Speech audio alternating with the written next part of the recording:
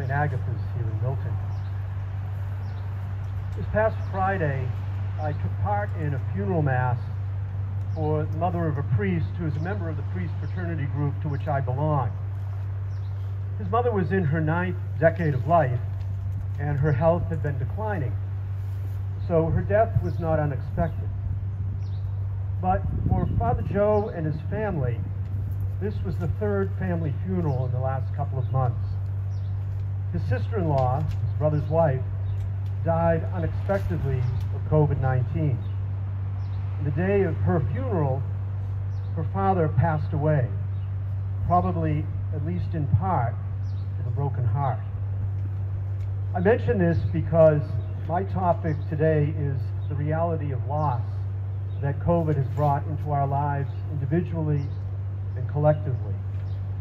And certainly when we consider the losses from COVID, our first thoughts go to the almost unfathomable loss of life this pandemic has caused. The latest estimate I read was that there have been over 900,000 deaths here in the United States from COVID, and 6.9 million deaths worldwide. While it might be difficult to wrap our minds around such staggering statistics, I bet that many of us have experienced firsthand, or know personally, friends or colleagues who have lost a loved one to this horrible virus. And so we gather this day to mourn for those who have died and to mourn with their families and loved ones. We also acknowledge that we have experienced a wide variety of other losses as well during this more than year-long pandemic. There is the loss of being able to gather physically with one another. Early on in the pandemic, houses of worship were not open for public prayer, and some still aren't. And some members of our faith communities are still reluctant to gather for worship.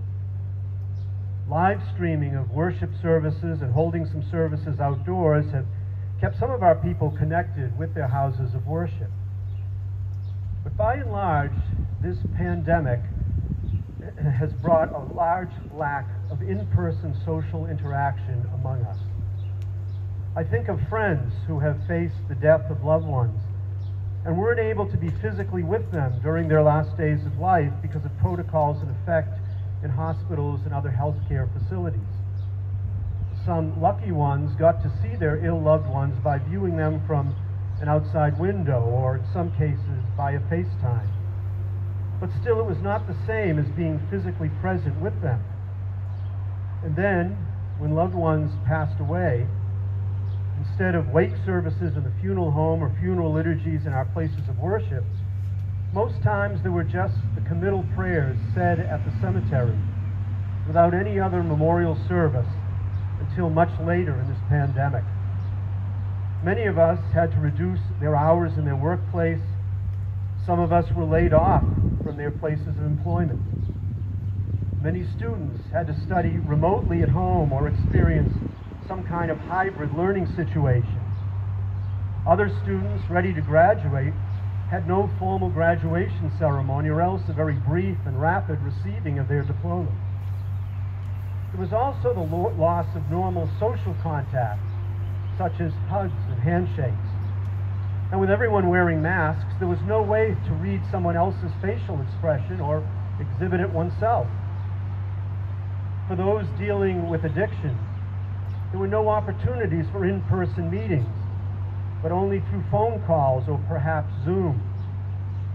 Many of the freedoms that we enjoy were taken from us out of an abundance of caution so as not to spread or contract the disease.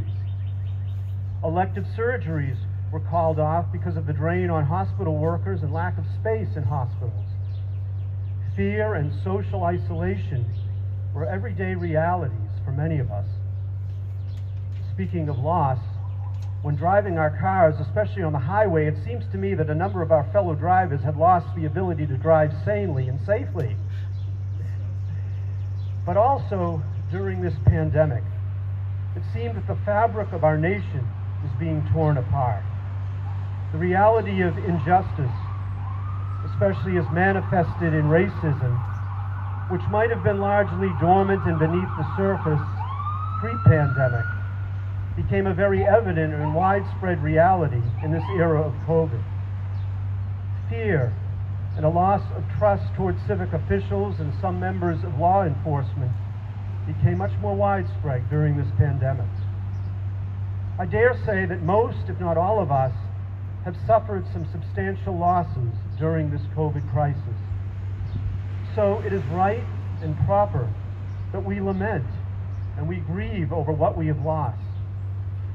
The Psalms of Lament, the Book of Job, the suffering servant poetry of the prophet Isaiah in the Hebrew Scriptures provide some means for acknowledging and expressing our feelings of grief and loss in a biblical and spiritual context. My hope is that our experiences of loss during this pandemic might make us more empathic and compassionate human beings, especially toward those among us who suffer more severely than do we. Let me conclude with something I read recently that struck me deeply and demonstrates to me in a very radical way the empathy and compassion to which all of us are called, even and especially from our current experience of loss and suffering. Stephen Pulleo's recent book, Voyage of Mercy, is about the United States' response in the mid-19th century to the terrible suffering that the people of Ireland endured on account of the potato famine.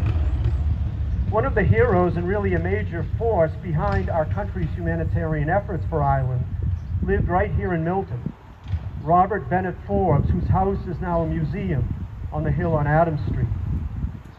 But of greater significance for us right now, it seems to me, were two particular groups of people in our nation at that time who responded to the suffering Irish. Slave churches in the South donated food and money to help the starving Irish. The members of those churches were human beings who had suffered horrible degradation at the hands of white slave owners, some of whom were themselves of Irish ancestry. Another group who offered aid were members of the Choctaw Native American tribe who had been sent on a 500-mile death march from Mississippi to Oklahoma Territory in the Trail of Tears, as it's called, because of the hardship and many deaths that this tribe suffered in that forced march. They too donated to the suffering Irish. Why did these African Americans and Native Americans reach out to the suffering Irish after all they themselves had suffered from white people in this country? I suggest that it was their collective experience of terrible suffering that made them keenly sensitive to the suffering of other human beings, people whom they had never even met on a far distant continent. My prayer is that whatever suffering and loss we have experienced this past year plus might make us more empathic and compassionate toward the suffering of others, and ready and willing to reach out and alleviate their suffering in some way.